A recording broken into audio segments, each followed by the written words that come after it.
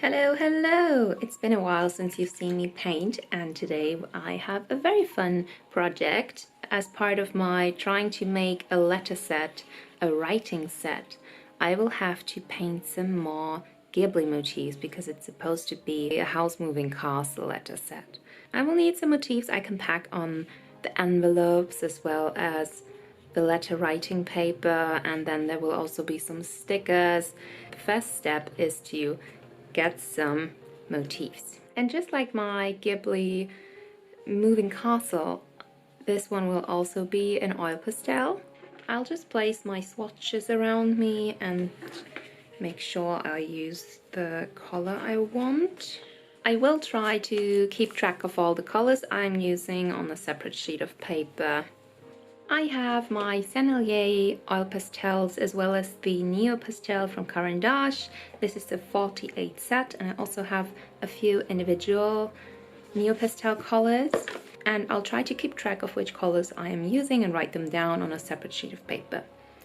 We will start with a simple light blue for Turniphead's button down.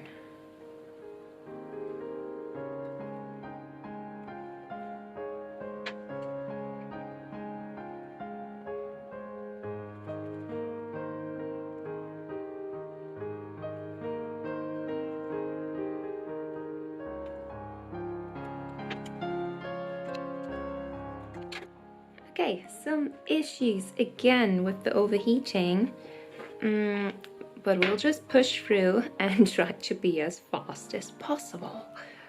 So,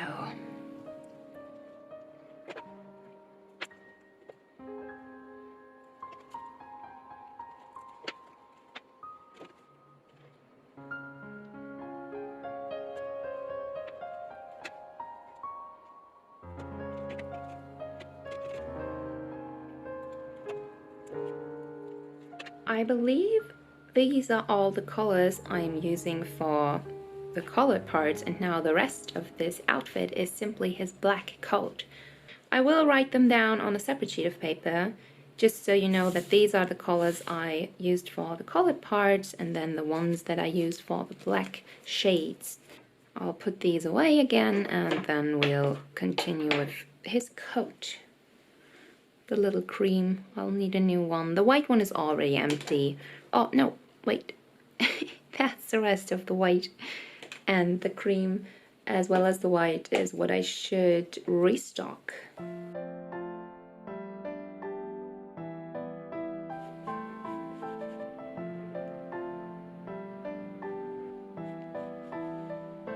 I just decided against this part. But there is of course no way of erasing it, so I'll use this and give it an outline. It was too wide, it was unrealistic. As unrealistic as this magical enchanted scarecrow prince is not supposed to be. Good. I can simply edit this out when I do cut out the motif, so that is no problem at all. I just didn't want it to be this wide. He looked like he had a balloon skirt. So we'll just give him this outline. An outline is always a good way to cover up mistakes. Giving it a background or an outline will also help you have sharper lines. I'll do a more thorough outline as soon as I did the rest. I just want to have the option of messing up other spaces as well. So let's continue with our Sennelier black.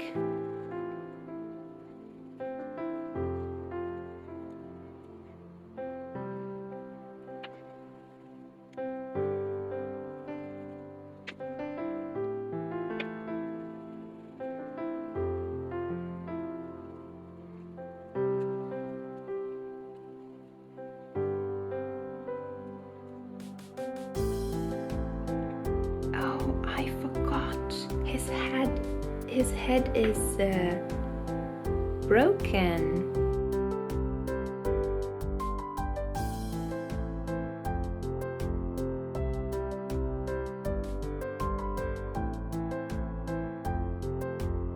Now now it would be time for our first blending session.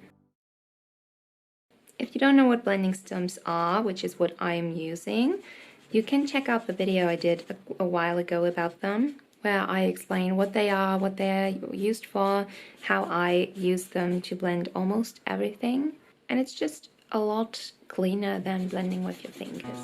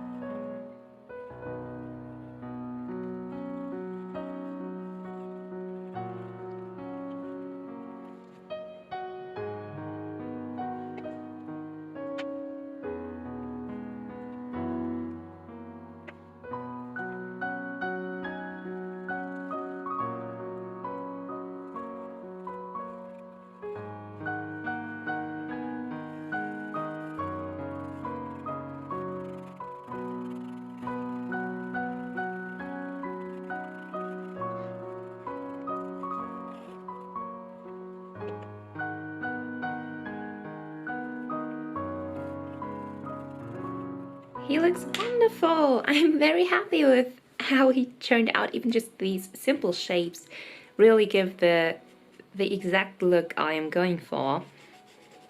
I'm not even sure if I should render these edges into perfection or if it would look cute on the letter paper to actually have the visible pigments.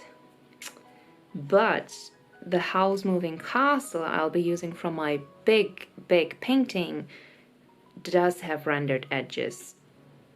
Therefore, I'll try and keep it consistent and render the edges as well. I just love oil pastels. What would you say is your favorite part about them? Because I can't really decide.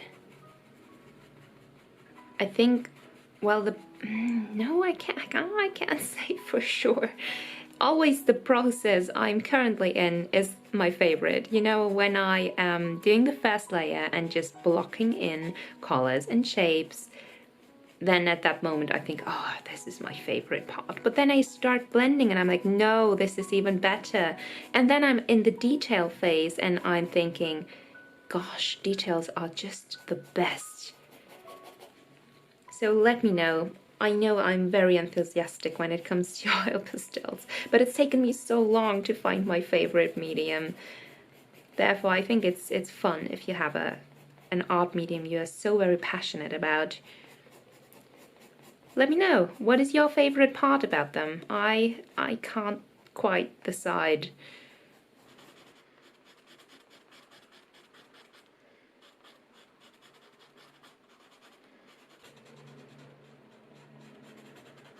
I'd say this is a solid base layer, very detailed already. I didn't plan for that. And now I will add some more details. I'll especially try to separate the trousers from the coat and to have the arms look not as troubled. They are a bit distracting.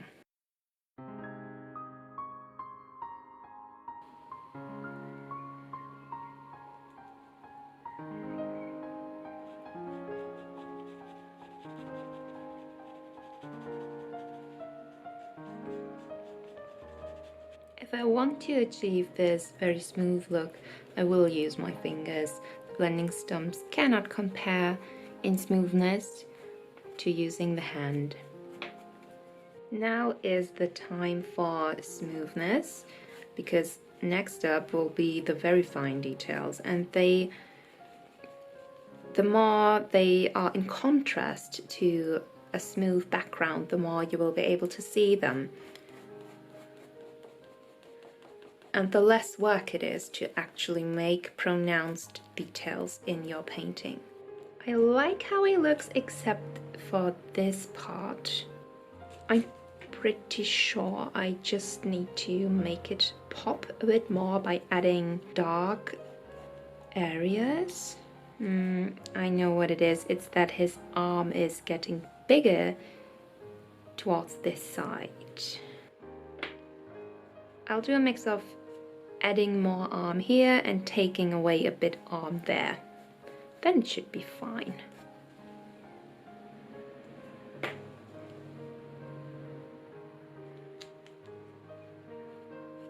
I'll make it also a bit more wobbly because the wind is blowing through it. It's not supposed to be that straight. I fully forgot his neck.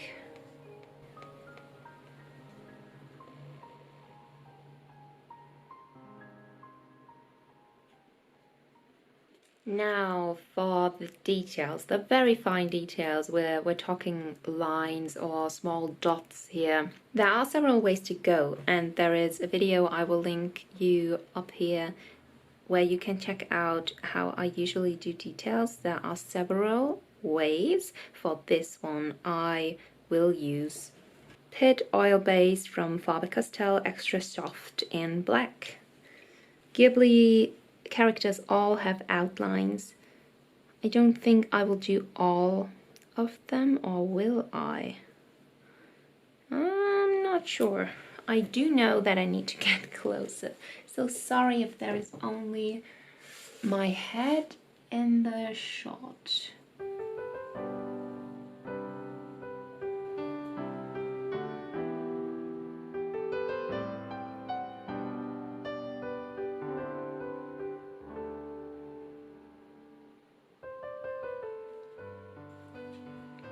I did the full moving castle in with the wrong pencil.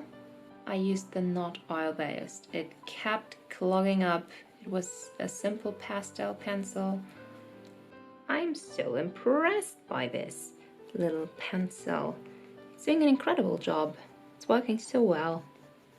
Much, much better than last time.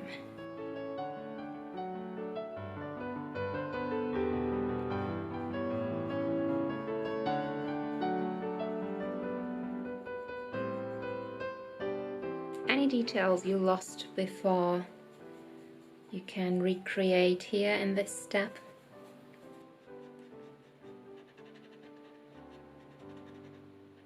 Okay, I'm so happy with this.